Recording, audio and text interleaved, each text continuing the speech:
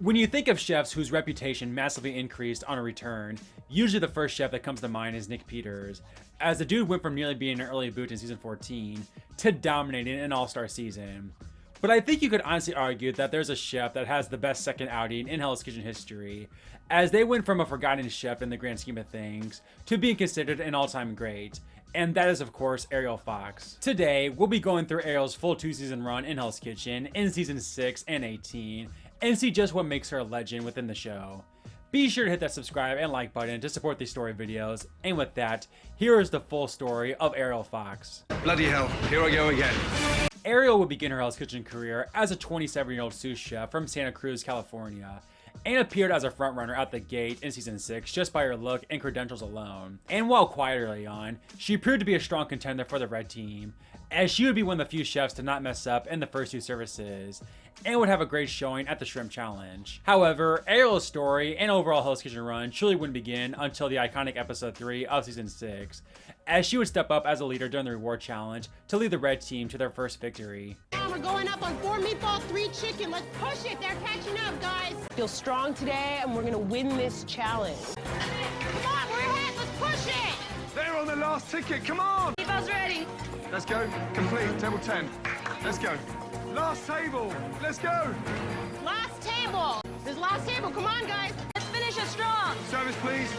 That's it. I am extremely happy to win this challenge today. I am not stopping here. I came out as a leader today, and I'm going to continue to do so. Not only was this a great showing for Ariel, but man, the butterfly effect Ariel's leadership had on the season, given what happened to certain blue team members this punishment, is absolutely crazy. But then during service, Ariel would for all intents and purposes become the favorite to win on the red team, if not the entire season, when she would win the best of the worst. A leader is emerging as well. Keep pushing, keep pushing. Where's the lab? Right here, chef. Red team must complete dinner service tonight. Behind you, behind you. That's teamwork right there. But I did see somebody who cared about their team tonight. Ariel, you are the best of the worst. Clearly the most assertive, and for me, the one that shone tonight. So yeah, you can't get much better than this for Ariel, and her only problem is her lack of screen time compared to other big characters and potential winner candidates. But if she does get anything of note despite being a somewhat tame personality, that is a massive sign in her favor. Unfortunately, the following 3 episodes wouldn't be that great for her, as not only did she have her first couple of mistakes during services, even if it was nothing that big, she essentially would get the minimal amount of screen time possible, simply commentating on her dishes, to which, to be fair, she would continue to do well at the challenges. However, in episode 7, she would have her worst challenge moment of the season, as she didn't listen to Daniil's suggestion to add sugar to the garlic puree, which in turn would cost the red team this gimme victory in the Vegas Roll Challenge. I think we should add a touch of sugar to it, just to balance it a little bit. Daniil doesn't know what she's talking about. This is a strong but good garlic flavor. Did you put the sugar in it? No, it's done. Garlic puree is very strong. Ladies, there is such an overpowering strength of garlic that's completely obliterating anything I taste. I sure as hell told Ariel about that garlic puree. I still taste garlic. Right now. However, we would finally get to see a bit of Ariel afterwards, as she was able to calm the brash Daniil after her mistake, with the two even bonding over their annoyance of Suzanne, the clear villain of the season. Her service that night would be interesting, as she would cook right next to the chef's table, with her performance in the spotlight being a mixed bag. Ariel, the chef's table arrived nearly 17 minutes ago. Yes, chef. No introduction, no recommendation, nothing. Sorry, chef. Ariel, nice to meet you. Sorry, my hands are a little wet. Nice to meet you. Anytime that you have to perform in front of other professionals, it's nerve-wracking, but it is something that I thrive on. You go to scallops. It's great, thank you. It's definitely a good thing if I impress Chef Ramsay's executive chefs. The priority number 1 for me right now is me and my career. Good. Beautiful. Yeah. You're a bit harsh on the old sear on the scallops, maybe just slightly round the end, a little bit burnt. More salt, fucking more salt. More salt, more salt. They just weren't seasoned enough. Service, please. Despite these minor, and I mean minor hiccups for Ariel, she was still a massive favorite to win. And during the final 9 and final 8 rounds, she would make up for her little mishaps, as she would do damn well at the blind taste test, getting a 2 out of 4, continue to berate on the villain Suzanne, always an easy editing trick to get the viewers behind her, and would earn a point in the crepe challenge, and would have no problems in the services, and would in fact finish the final 8 service along with Tennille after Sabrina and Suzanne would get kicked out. However, as they say, it's not how you start, but it's how you finish, and Ariel's ride in Hell's Kitchen would take a massive stumble at the most important of times. It started with a reward challenge, where both she and Tennille would constantly mistake lamb as venison, and then would have her worst service of the season on appetizers. Ravioli, the pork inside is stone cold, chef. Touch that. That's not cold, that's stone cold. Okay, chef. Yeah? It won't ever happen again. And I think his ravioli is cold too. Fucking hell. Hey, Ariel, it's not possible. No way. Look. Stop. Yes, chef. They're stone cold. Okay. Mistake after mistake after mistake. You know, it's embarrassing. Why are you rushing it? This is your menu. I'm not trying to rush it, chef. I'll make sure that these go out hot. It's not fucking good enough. No, I'm not No, trying to... 3 fucking times. Yes, chef. Stone cold. Yes, chef. So again, not only would Ariel essentially limp her way into the Black Jackets, but man, had Tennille nominated her over Sabrina, she might have been in serious trouble. As yeah, it may have been unfair, but she could have very easily been eliminated over Van simply due to the personality factor. But nonetheless, Ariel would avoid nomination, and thus would make it to the final 6, in turn earning a Black Jacket. Obviously well deserved, as she had arguably been the best Red Team member all season, but she needs to turn it around after a previous service. Unfortunately, her first service to begin the individual portion of the competition would be a bad one. Just stop. Come here. Come here. You. I'm sorry, chef. I turned around for a minute. Look. It's in front of your fucking eyes. It's not good enough, Ariel. Yes, chef. Who the fuck's gonna eat that? Salmon, halibut, porterhouse medium. 5 minutes, guys. No. We said 3 minutes. Ariel was struggling a little bit. If you need help, I'm here. I tried to help in any way I could, but she seemed defeated. Let's go straight away. On what, Tennille? You. Fuck off, will you? Get out of it. Just get out. All of you. Luckily, as we saw, both Suzanne and Van had bad nights as well, and due to Ariel being far stronger than them throughout the competition, she would be given another chance after her first nomination of the season, with Van in the end being the one to go home. But again, there's truly no wiggle room now, as Ariel has to get back to her old self. And hey, things would get off to a much better start at the final 5, as both she and Kevin would win the reward challenge. Unfortunately, Ariel's freefall would continue in this final 5 service. Is that red to you? Pink? Yeah. Is that cooked? And now I'm being given pink, bloody fucking chick. Hold on. Yeah, while you dive in there, yeah, I'm gonna show you more. That's cooked. And that one there is raw. Raw! Shit! Lamb coming to the pass, chef. Oh my God. Ariel, Yes, chef. what are you doing to this? Just hold that. And come here a minute, madam. Come here a minute. Yes, Come here a chef. minute. Answer me one fucking question. Yes. Would you send that if you were standing in Araxi? I thought one of these... Would you send that lamb if you were standing at the Araxi restaurant, Whistler, on the hot plate? No, Tell chef. me. No, chef. Bullshit! He calls me out in the middle of service, and he's like, is this good enough? You know the answer is no. Yeah, it's just insane how much of a different chef Ariel seems to be with a black jacket on compared to a red jacket. I don't know if it's the nerves or simply the brutalness of Hell's Kitchen, but we had never truly seen a downfall like this in Hell's Kitchen thus far. Luckily, Ariel would massively luck out, surviving over Suzanne, but now as we head into the final 4, it's safe to say that Ariel is the weakest one remaining. And man, who would have ever thought early on that Tennille would be more of a winner contender than Ariel during the endgame? Luckily, not only would Ariel finally have her first good service in the Black Jackets, but the mention Tennille would completely crash and burn, resulting in her elimination. And thus, Ariel would indeed be the last woman standing, as was expected early on. But safe to say, she was a massive, and I mean massive underdog compared to Kevin and Dave, as not only had they not been free falling like Ariel had, but the two being the final 2 would be quite the storyline to say the very least. And honestly, when it came to the final 3, Ariel could have pulled a Scott Cummings at the pass and still likely not made it to the final 2, due to this golden TV storyline. But even then, her past run wouldn't be that great, not to mention her service in general, she would go back to struggling once again. And thus, Ariel's run in Hell's Kitchen would fall just short of the finale, but not before Ramsay would give her the ultimate send-off. The level of ambition and drive and passion you've shown has been extraordinary. Thank you, chef. Keep your jacket as a simple reminder of everything you've accomplished inside Hell's Kitchen. Thank you, chef. Bye, guys. Good luck. Have fun. So while Ariel had a pretty dreadful endgame, let's not forget how talented and frankly dominant she was throughout most of the season, as she was great during services, essentially winning a couple best of the worst, and was a great challenge performer as well. Now the big thing with Ariel this season is that she was simply too quiet to be a winner, as she had virtually no storyline whatsoever, and was going up against one of the best storylines in reality TV history. And one could argue the reason why she was so invisible is that not only did the editors not want the audience to get too invested into her, but her tame personality was a nice contrast compared to the other big endgame personalities, such as Tennille, Van, and Suzanne. But again, due to being a pretty forgettable third placer in the grand scheme of things, it's not like Ariel was ever a top contender to come back.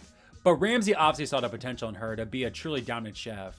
And nearly a decade later, Ariel would indeed get her shot in Rookies vs. Veterans, and thus would begin her journey going from a great chef to being compared with some of the all-time greats. Ariel would of course be placed on the Veterans team in season 18, and was honestly in a very interesting spot, if not literally the biggest wild card on paper, maybe other than Roe, as you had 3 runner-ups expected to dominate, 2 obvious weaklings in Trev and Jen, but then someone like Ariel, while of course great in season 6, still could be argued she was in the weaker half of the 8 returning chefs, not to mention it had been so long between seasons. But honestly, being almost 10 years older I think really helped Ariel more than anything this season, as she would have one of the most dominant runs in Hell's Kitchen history. And honestly, I won't even waste too much time here, as it's a pretty dominant ride throughout. So dominant in fact that while early on chefs like T and Kevin were shocking HK fans everywhere with their early eliminations, Ariel, while not standing out per se, was doing damn well in the services and challenges, with literally her only mistake through the first third of the season being a mistake during the lunch service, which to be fair would cost the Veterans the challenge. Another big general storyline of note this season early on was that not only would Ariel have to deal with the talented and proven veterans, but talented rookies as well. And this was especially prevalent after the teams went back to women versus men after the third service, with chefs like Mia and Kanae showing insane promise. And as unfair as it may be, given their ages compared to Ariel's, that could make them more appealing in the eyes of Ramsey. And not only that, but again, while it's good that Ariel isn't getting any screen time due to mistakes, she once again seems to have no real storyline a la season 6, which could be a problem. However, Ariel's story this season, in my opinion, would take a massive turn during the episode 8 service. And believe it or not, it actually came after her first dinner service mistake of the season, getting the blue team kicked out on Ramsey's daughter's Sweet 16. However, the quiet and reserved Ariel did not hold back on Roe during the nomination debate. How long do you need? No. Hey, all of you, come here. Come here. This is Matilda's table. Fuck. Just touch that. I gave you the wrong one. Just touch it. I gave him the wrong one. That's the right one. I don't care what you've done. For the last 5 fucking tables, timing is way off. Get out. Get out. Things, but I was alone. There was 2 of you guys over there, so it's not all on Mia. So would you rather I go up than Mia? If anything happens on that station, it's both of y'all's responsibility. You're not going up for the meat tonight. Between Ro and I, are you kidding me? Like, whatever. Ariel, at the end, where we needed it most. I'm aware that I grabbed the wrong halibut. Where we needed it most. Why did we need it most? Because the whole fucking night was fucked. Send me and Mia. Go ahead. When you learn how to cook a mid-rare steak, you fucking call me. It's your station, dog. I said, I'll go up instead of her if you'd like. Whatever you guys want to do. You're not getting it. Whatever you want to do. Go fuck yourself. To me, this is the main highlight of Ariel's win looking back on the season. As yeah, she didn't have much going on for her, but she didn't really need to when she was so dominant.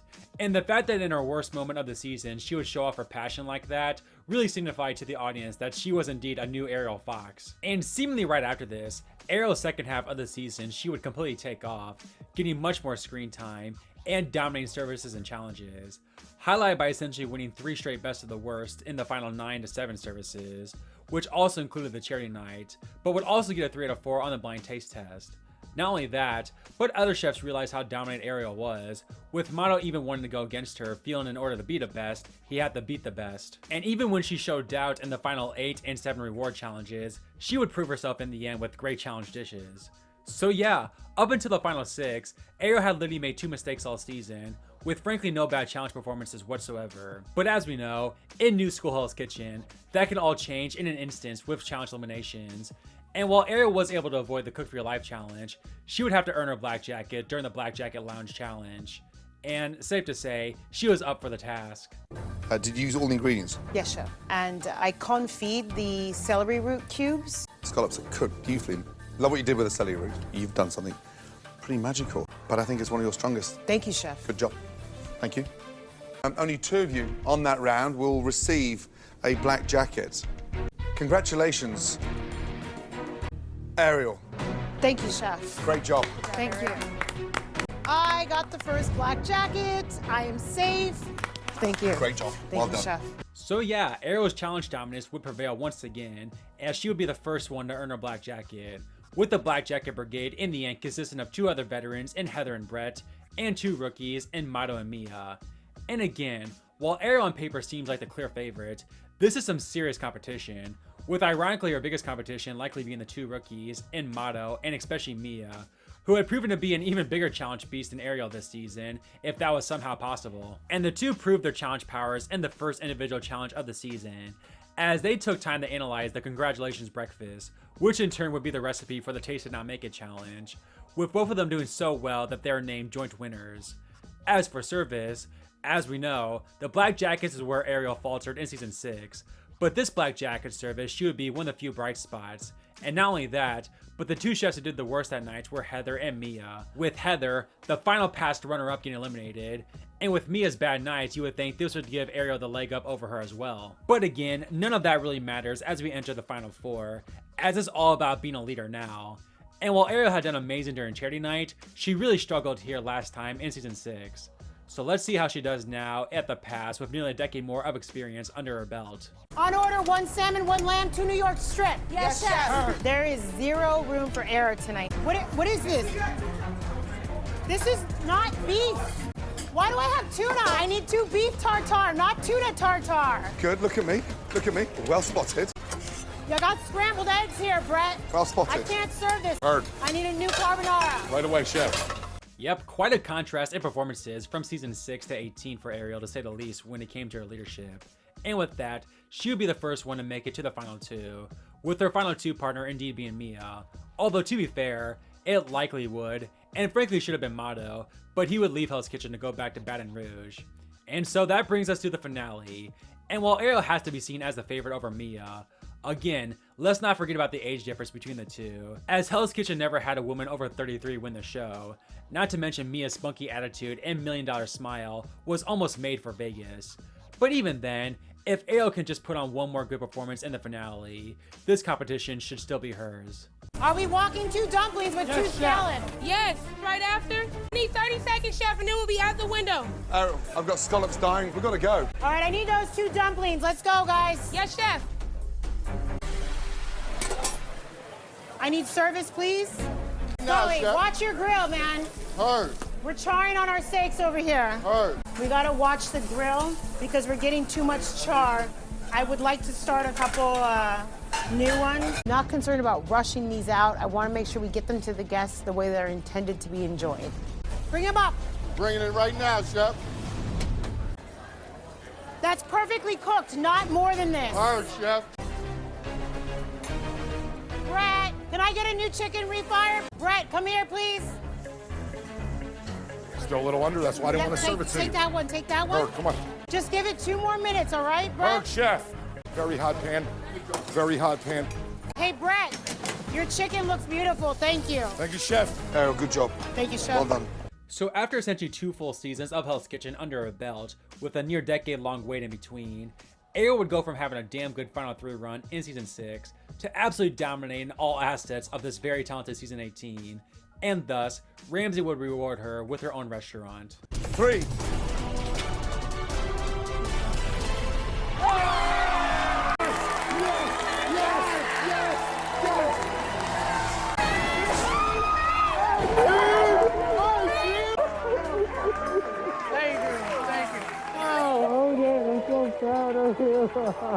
Again, what a freaking amazing ride for Ariel in season 18, and it's hard to argue with anyone who has her performance this season as a top 5 performance ever, as she made 2 mistakes all season, dominated the challenges, and was a damn good leader throughout, a 9-day difference from season 6. And speaking of, while Ariel was a pretty similar chef this season in terms of personality, and didn't really have much of a storyline, the editors didn't really need to give her a storyline, as we knew she was a damn good chef who had potential to be great, and she proved herself and then some with this outing. And honestly, what's a better story than that? So between a damn good Final 3 run and dominating this season, not only did Ariel possibly have the best returning chef performance in Hell's Kitchen history, but she truly solidified herself as an all-time great Hell's Kitchen chef. So there you have it, guys, the full story of Ariel Fox. Let me know what you think of Ariel in the comments below, and be sure to hit that subscribe and like button, and I'll get you more story videos just like this. With all that said, take care everyone, and I'll see you next time. Get out of there.